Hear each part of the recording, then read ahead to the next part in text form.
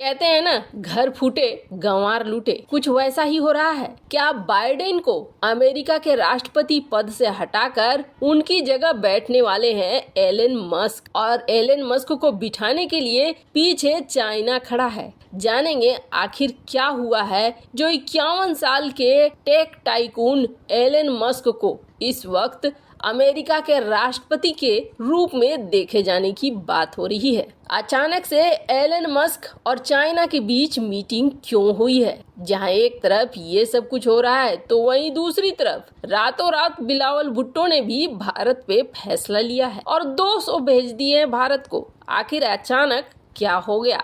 आटा खत्म हो गया क्या? जानेंगे जियोपॉलिटिक्स में क्या कुछ चल रहा है। आइए जानते हैं इन खबरों को विस्तार से। एलन मस्क अमेरिका के राष्ट्रपति बन सकते हैं और इसकी चर्चा बहुत ज्यादा हो रही है। ये जो प्राणी दिख रहा है आपको, एलन मस्क, ये एक ऐसा प्राणी है, अगर अमेरिका की कुर्सी पर बैठ गया तो लोग यही सोचेंगे कि भगवान जाने इसका क्या होने वाला है। इसने ट्विटर को खरीदा। ट्विटर को खरीदने से पहले बहुत सारा ड्रामा हुआ और आज की स्थिति में इसने जितने में ट्विटर को खरीदा था उसका मूल्य 1/3 भी नहीं रह गया है। और ये सारा कचरा कबाड़ा किसने किया? ये सारा कुछ किया एलन मस्क ने। पर हाँ, ये जरूर है कि ये एक अच्छा टेक बिजनेसमैन है। इसका जो प्रोग्राम है नेटवर्क की दुनिया का, इंटरनेट की दुनिया का, ये और इलेक्ट्रिक गाड़ियों का, ये बहुत ज्यादा सफल रहा है और इसने रातों रात इसे अमीर भी बना दिया है। इतना अमीर कि अब ये अमेरिका की गद्दी पर भी कब्जा करने की सोच रहा है।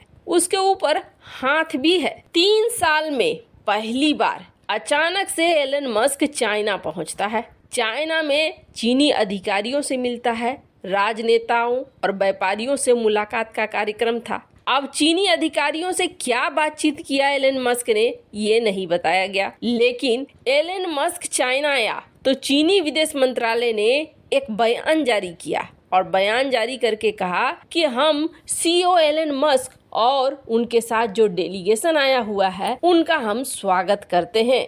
चीनी लोग एलन मस्क को बहुत पसंद करते हैं। कुछ चीनी उन्हें चीनी अरबपति भी कहते हैं। अलीबाबा समूह के संस्थापक जैक मा की तरह ब्रदर मा भी बताया जाता है एलन मस्क को। चीनी सोशल मीडिया में एलन मस्क की जमकर तारीफ होती है। एलन मस्क की ये यात्रा साधारण नहीं थी। ये देखा गया कि एलन मस्क ने जहां व्यापारिक लोगों से बातचीत की, जैसे कि कैटल के प्रेसिडेंट जेंग यूकुन, जो दुनिया की नंबर 1 बैटरी बनाने वाली कंपनी है, उसके साथ लंच किया, तो वहीं चीनी विदेश मंत्री किन गैंग से मुलाकात। चीन जो हर चीज छिपाता है, चीन ने ये मुलाकात क्यों हुई इसके बारे में कुछ भी नहीं बताया। एक गोल मटोल सा बयान दिया गया कि हम अपने बिजनेस के बारे में बात कर रहे हैं। लेकिन एलन मस्क का चीन जाना मार्च से ही चर्चे में था। मस्क ने अपनी यात्रा से पहले चीनी प्रधानमंत्री ली कियांग के साथ बैठक की मांग की थी और कहा जा रहा है कि अचानक से ये अमेरिकी बिजनेसमैन पहुंचा चाइना।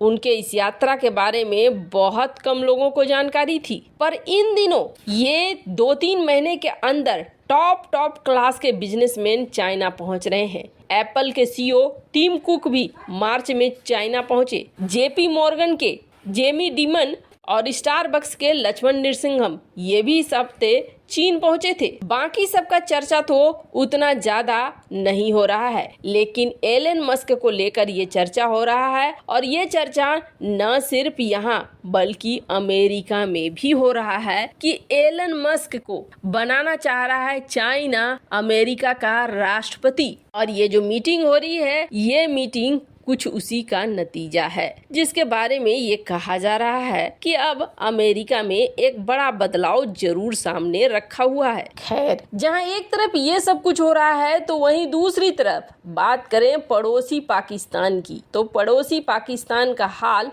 बहुत बुरा है। इतना बुरा कि अब त्राहिमाम वाली स्थिति आ चुकी है। 50% तक पहुंच चुका है महंगाई दर और ठन गोपाल का कहीं भी कोई नामो निशान नहीं है। यानी पैसे वैसे आने के कोई चांस कहीं से नहीं दिख रहे हैं। अब तो यूएन को भी डर लगने लगा है कि जिस तरीके के पाकिस्तान के हालात हैं, ऐसे में भूखमरी बहुत बड़ी संख्या में होगी और इसे रोकने का भी कोई चीज नहीं दिखाई दे रहा है। अल जजीरा की ये रिपोर्ट आप देख सकते हैं जिसमें ये कहा जा रहा है कि पाकिस्तानी इकोनॉमी बहुत खस्ता हाल है और दूसरे महीने में भी महंगाई बढ़ती हुई ही दिख रही है। कहीं पर कोई कमी के आसार नजर नहीं आ रहे हैं। अब तो लोग ये क्वेश्चन कर रहे हैं कि क्या पहले राजनीति की वजह से डूबेगा पाकिस्तान या पहले अपनी अर्थव्यवस्था की वजह से डूबेगा,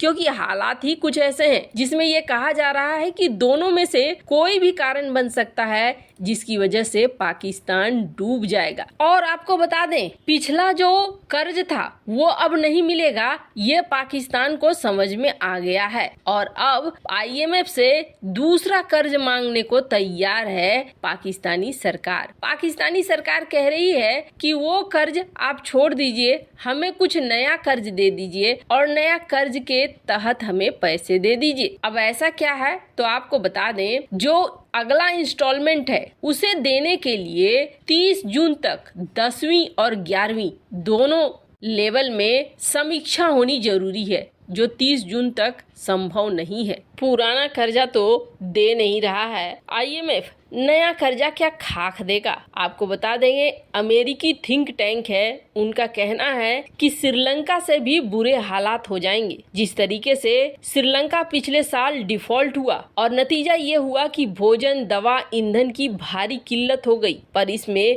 भारत जैसे देशों ने बहुत मदद कर दी उसे वापस से जमीन में खड़ा होने में। पर अगर पाकिस्तान डिफॉल्ट हो रहा है, जो कि निश्चित हो गया है अब, तो इस डिफॉल्ट होने से पहले ही पाकिस्तान के अंदर महंगाई बहुत ज्यादा बढ़ी हुई है और इस महंगाई में डिफॉल्ट करने का मतलब है आने वाला समय बहुत ज्यादा खराब होना। और पाकिस्तान के सामने भारत जैसा कोई देश भी नहीं है जो पाकिस्तान को बचाने की कोशिश करे। खैर, पाकिस्तान का ये खस्ता हाल ही है कि अब पाकिस्तान ने एक बड़ा निर्णय लिया है। सुनकर आपको लगेगा अरे वाह, ये तो बिलावल भुट्टो बदल गया। पाकिस्तान का विदेश मंत्री बिलावल भुट्टो जरदारी शुक्रवार को घोषणा करता है और कहता है कि पाकिस्तान 200 भारतीय मछुआरों और 3 नागरिक कैदियों को मानवीय रूप से छोड़ रहा है। पिछले महीने ही 12 मई को 198 भारतीय मछुआरों को रिहा किया था और अब फिर 200। वैसे